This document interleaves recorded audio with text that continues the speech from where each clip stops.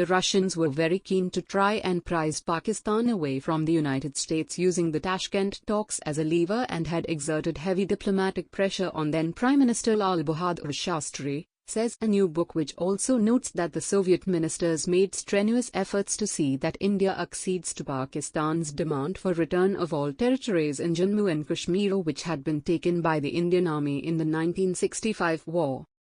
The book Reporting India, My 70-Year Journey as a Journalist by veteran journalist Prem Prakash, says that Shastri took the crucial and decisive decision during the 1965 war to move Indian forces across the international border to attack Lahore and Sialkot, and the move took Pakistan leadership completely by surprise.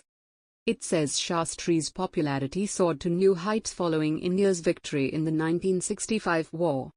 He was now the hero of India, the man who had dared to attack Pakistan and emerged victorious, thus restoring the reputation of the Indian Army which had suffered so badly in 1962. The author, who is chairman of ANI, says that during his lifetime, Jawaharlal Nehru had clearly indicated that Shastri should be his successor. The recently released book has instances about Shastri's reputation for probity and integrity in public life, including his resignation in 1956 as railway minister, taking moral responsibility for train crash in Tamil Nadu. It recalls Shastri pointing out that his own family sometimes said that if they bought things without receipt they could avoid sales tax. The author, who was in Tashkent during talks between leaders of India and Pakistan after 1965 war, says that as talks opened, the question of vacating areas captured by India in Kashmir arose. India was firm. It was not going to vacate areas won in Jammu and Kashmir because they were Indian territory. But throughout the talks, Soviet Union put heavy diplomatic pressure on Prime Minister Shastri, says the book. He recalls the conversation he heard between then Soviet Union Foreign Minister Alexei Kosygin and External Affairs Minister Swen Singh, in which Kosygin insisted on having this thing signed and agreed. Kosygin kept on insisting. I understood then what game the Russians were playing. They had a problem with the fact that Pakistan was now part of an alliance with the Americans, who had been allowed to set up a secret air base in Peshawar. From here, American U-2 spy planes flew over the Soviet Union. All Soviet nuclear facilities were in Central Asia. Their nuclear testing was done there and their future space program was formulated there. The Russians were very keen to try and prise Pakistan away from the United States, using the Tashkent talks as a lever to get Pakistan out of America's embrace.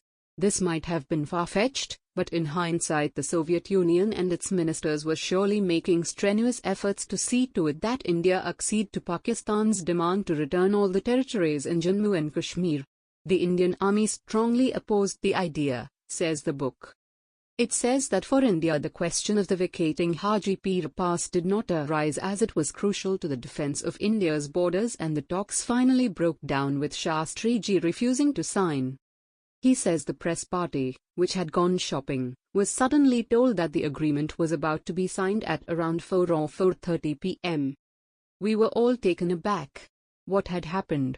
I have never been able to figure out what pressure forced Shastriji and the Indian delegation to sign the Tashkent Declaration. One person whose mind I could not read was the Indian ambassador to the Soviet Union, T.N. Kaul. He was supposed to be very close to and very friendly with the Soviets. Was it he, perhaps, who had influenced the Prime Minister? Or was there any bigger threat from the Soviet Union which had forced India to sign? The author says past midnight they were all woken up by telephone. A voice told us, "Your Prime Minister is dead. Please come down." I couldn't believe this. What had happened? Everyone was stunned. What could have caused the death of the Prime Minister when he had looked so healthy hours before? It was true that Shastriji was a heart patient, and for a heart patient to go into the kind of cold climate and enter such negotiations under extreme mental pressure was risky. But one has to understand this in a historical perspective.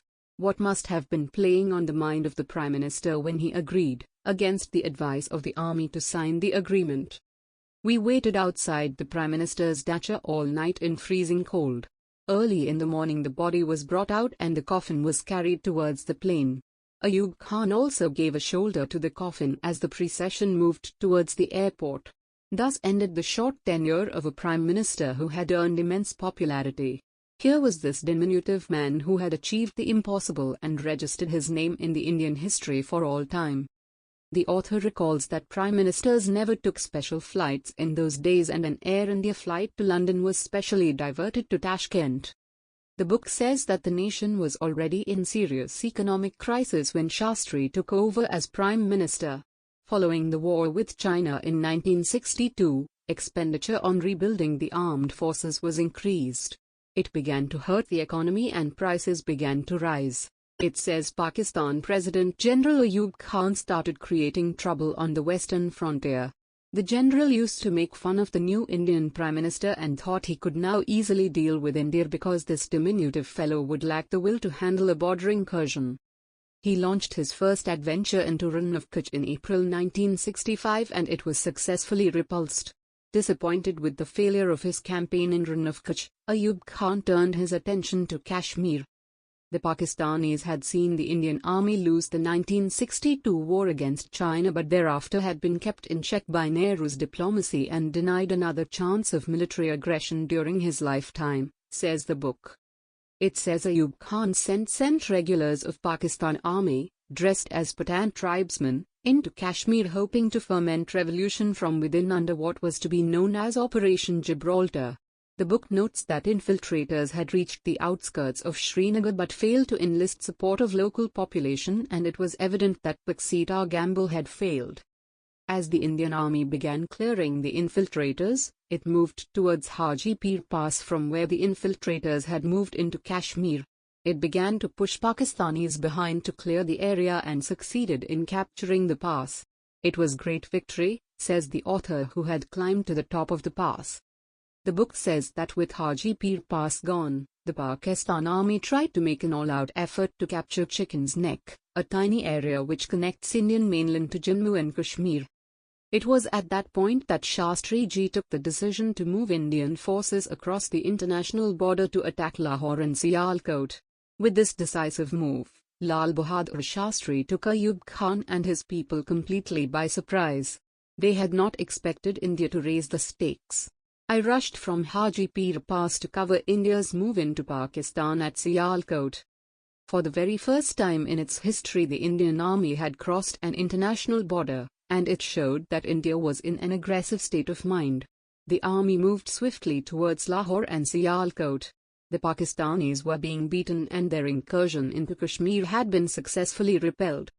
The author recalls that a small press party was conducted by the army towards the battlefield and a group accompanied Major General Rajendra Singh Sparrow to an active tank battle, during which he very proudly showed the outskirts of Sialkot. He says suddenly 4 Pakistani Sabre jets appeared in the sky and they made a dash for nearby trenches. For over next 20 minutes, the jets dived and fired, and when they turned back and all clear was sounded, it was found that all they had achieved was a few bullets into the jeep of the general's aide-de-camp, who also took some bullets in the leg. That was the extent of the damage inflicted by the much-vaunted Sabre jets. The Pakistani fighter pilots had failed even to hit the tanks that were like sitting ducks in that area, says the book. It says that during the 1965 war, very small Indian planes like the Nat fighter jets made a mark by bringing down a number of Pakistani Sabres. In the end, what mattered was the man behind the machine rather than the machine itself.